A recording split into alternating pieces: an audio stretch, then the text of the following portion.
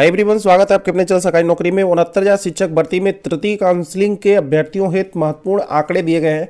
किस गुणांक तक कितने अभ्यर्थियों की संख्या है, आइए जानते हैं, ताकि आप एक अंदाज़ा लगा सकें, एक आइडिया लगा सकें कि थर्ड काउंसलिंग में कितनी तक मेरिट गिर सकती है और कितने अभ्यर्थियों का चयन हो सकता है उतने मेरिट पर। तो यहाँ आप देख सकते हैं कितने आंकड़े, कितने गुणांक तक कितने अभ्यर्थियों का चयन हुआ है।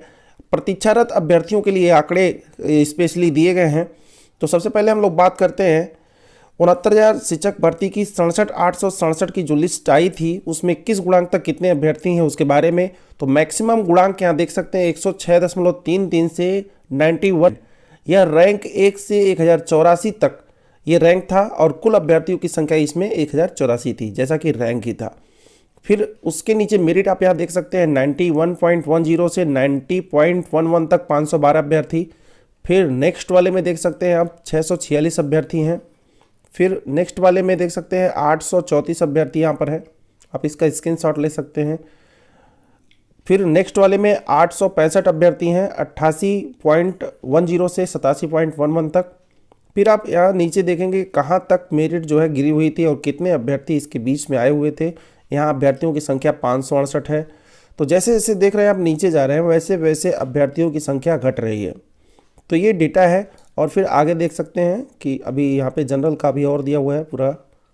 यहाँ 336 इसमें है, 204 है, 167 है, 249 है, ये 80 तक जा रहा है। फिर 79 है, 77, 76 तक यहाँ पर है। फिर आगे देखते हैं इसके कहाँ तक गया हुआ है। 77, 76, 71, 70 और यहाँ पे 68.10 से लास्ट है। यहाँ पे देख सकते हैं 68.10 से 67.11 तक, यानी कि इसके नीचे 67.11 के नीचे, यानी कि जिसका 67.10 रहा होगा उसका जनरल में चयन नहीं हो पाया होगा। तो ऐसे लोग अभी प्रतीक्षा कर रहे हैं, थर्ड काउंसलिंग का इंतजार कर रहे हैं। तो यदि आप जानना चाहें कहाँ से मेरिट स्टार्ट होगी अगली वाली, तो 67.10 से ये मिनिमम जो है मेरिट स्टार्ट होगी मैक्सिमम से मिनिमम की तरफ, यही मैक्सिमम गुणांक होगा। और फिर यहाँ देख सकते हैं 9,118 अभ्यर्थी इसमें चयनित हुए थे लास्ट वाले रैंक वाले गुणांक में। और नेक्स्ट जो आएगा 67.10 से यह कट ऑफ जो है 1.5 से 2 पॉइंट गिरेगी और 65 के ऊपर तक, जितने 65 से ऊपर तक के अभ्यर्थी होंगे गुणांक में जनरल के लिए, उनका चयन हो जाएगा। बात करेंगे भी आगे चल करके ओबीसी, एससी, एसटी के बारे में भी। फिलहाल एसटी के अभ्यर्थी अब नहीं बचे हुए हैं, इन सभी अभ्यर्थियों का चयन हो चुका है। लेकिन कितना गुणांक गया था पिछली बार, लास्ट कितने पर अभ्यर्थी चयनित हुए थे उसके बारे में देखेंगे। तो ये जनरल का हो गया। ओबीसी के बारे में देखते हैं। यहाँ पर इसमें ओबीसी के बारे में अगर बात करें तो वही 67.10 से 66.73 रैंक तक बात करें तो 55,206 ये अभ्यर्थी हैं, अभ्यर्थियों का क्रमांक है। कुल 2550 अभ्यर्थी इसमें चयनित हुए थे। तो ओबीसी की बात करें तो 66.73 पर मेरिट जाकर रुक गई थी। हो सकता है डेटा हल्का फुल्का इधर उधर हो सकता है पॉइंट में, क्योंकि ये एक अनुमानित आंकड़े हैं और एक निकाले गए हैं सर्वे के अनुसार। तो 66.73 तक ओबीसी के अभ्यर्थियों का चयन यहाँ तक हो गया था। तो जिन अभ्यर्थियों का 66.72 इतना अगर गुणांक है ओबीसी में, तो ऐसे लोगों का चयन यहीं से प्रारंभ होगा। और यहाँ से आप 1.5 से 2 गुणांक अगर आप नीचे जाएंगे तो जो लोग भी 64 से ऊपर के होंगे, 64 गुणांक के ऊपर ओबीसी में, ऐसे लोगों का थर्ड काउंसलिंग में चयन होने का ज़्यादा चांस है।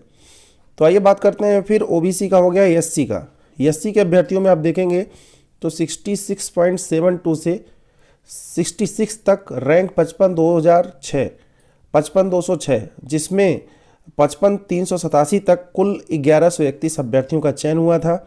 कहाँ तक ये मेरिट नीचे गिरी थी, तो यहाँ आप देख सकते हैं रैंक में कुछ इस रैंक में कुल अभ्यर्थियों की संख्या 2039 है। फिर आगे देखते हैं। फिर यहाँ देख सकते हैं जो लास्ट मेरिट जो गिरी थी जो एससी की 61.01, तो जिन अभ्यर्थियों का 61.01 से कम है, 61.00 है, यानी कि 61 करेक्ट है, ऐसे लोगों का चयन अब थर्ड काउंसलिंग में होना है।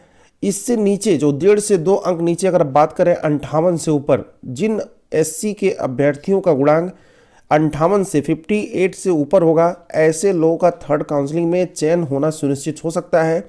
ऐसे लोगों का चयन हो सकता है। तो ऐसे लोग अपने सारे डॉक्यूमेंट्स को तैयार रखें। मैंने सबको बता दिया, जनरल, ओबीसी, एससी। फिलहाल एसटी के अभ्यर्थियों की संख्या तो नहीं बची है, सभी लोग चयनित हो चुके हैं। लेकिन पिछली बार जो गुणांक गया था 61.01 से 55.39 तक गया था, और ऐसे लोग 67,867 तक चयनितों में संख्या थी 403।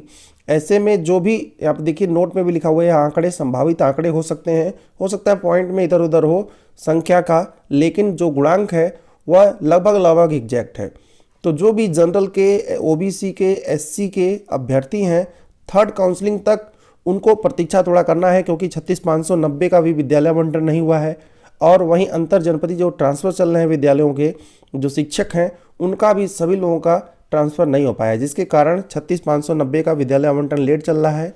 और जैसे ही 36,590 का विद्यालय आवंटन होगा, जबकि जब तक नहीं होता है तब तक थर्ड काउंसलिंग नहीं होनी है, और थर्ड काउंसलिंग इसी जनवरी माह में होनी है। तो अभी प्रतीक्षित सभी अभ्यर्थी थर्ड काउंसलिंग के लिए तैयार रहें, अपने डॉक्यूमेंट्स को तैयार रखें। थर्ड काउंसलिंग जल्दी होने वाली है। बात कर लेते हैं थोड़ा संशोधन वाले अभ्यर्थियों के लिए। तो इस 69,000 भर्ती के त्रुटिपूर्ण आवेदन के 1300 मामले शासन तक पहुंचे हैं। विचार विमर्श चल रहा है, समितियां उस पर विचार विमर्श कर रही हैं। जो अभ्यर्थी एससीईआरटी कार्यालय पर धरना दे रहे हैं उनके लिए भी खास खबर है कि अभ्यर्थियों के जो मामले हैं सब पहुंचे हैं। 1300 ऐसे अभ्यर्थी हैं, जिनमें से 700 ऐसे प्रकरण हैं जो आवेदन पत्र में शैक्षिक अर्हता में प्राप्त वास्तविक अंक से अधिक या कम अंक भरे हुए हैं, जिसको लेकर के अभ्यर्थी बैठे हुए धरना प्रदर्शन दे रहे हैं। कहीं वहीं पर फीमेल का मेल हो जाना, मेल का फीमेल हो जाना भी एक तरह से त्रुटिपूर्ण है, जिसको सही करने की मांग को लेकर के अभ्यर्थी एससीईआरटी कार्यालय पर लगातार धरना दे रहे हैं। तो उन पर विचार विमर्श चल रहा है, समितियां इन मामलों पर विचार कर रही है। तो संशोधन वाले अभ्यर्थियों को तो खास एक लाभ मिलने वाला है, क्योंकि उनका संशोधन जो है वह मान्य होगा, उनको संशोधन दे दिया जाएगा। लेकिन कब दिया जाएगा, सवाल यहाँ खड़ा होता है। तो अभी उनको संशोधन देने का एक अगर बात कहूँ, या जो एसटी की सीटें हैं एससी में जुड़ने के लिए, दिव्यांग लोगों का जो अभी मैटर अटका हुआ है उसको सफल बनाने के लिए, और भी जो अभ्यर्थी मांग कर रहे हैं थर्ड काउंसलिंग के लिए, इन सभी अभ्यर्थियों का एक शासनादेश एक जारी किया जाएगा इनके लिए। जो जीओ जारी होगा वह 18 तारीख के बाद कभी भी जारी हो सकता है 19-20 में जारी कर दिया जाए, क्योंकि आपको पता होगा 19 तारीख में एक मीटिंग भी रखी गई है। तो 19-20 में जब भी हो, 18-19-20 में एक शासनादेश, एक जीओ आएगा, जिस शासनादेश में सब कुछ डिटेल लिखा होगा। थर्ड काउंसलिंग कब होना है, दिव्यांग अभ्यर्थियों का क्या होगा, संशोधन वालों का क्या हुआ, एसटी की सीटें एससी में जुड़ी कि नहीं जुड़ी, ये तमाम अपडेट्स आपको उसमें देखने को मिलेंगे। तो जो अभ्यर्थी परेशान थे कि मेरा इतना गुणांक है, मेरा चयन कैसे होगा, कितने पर होगा, उनके लिए मैंने सब कुछ बता दिया। संशोधन वालों के लिए बता दिया, बाकी सभी दिव्यांग अभ्यर्थियों के लिए, थर्ड काउंसलिंग वालों के लिए, और भी जो एसटी की सीटें एससी में जुड़नी है उनके लिए भी मैंने डिटेल बताया है कि आप लोग शासनादेश का इंतजार करें। तो फिलहाल अभी बस इतना ही। धन्यवाद।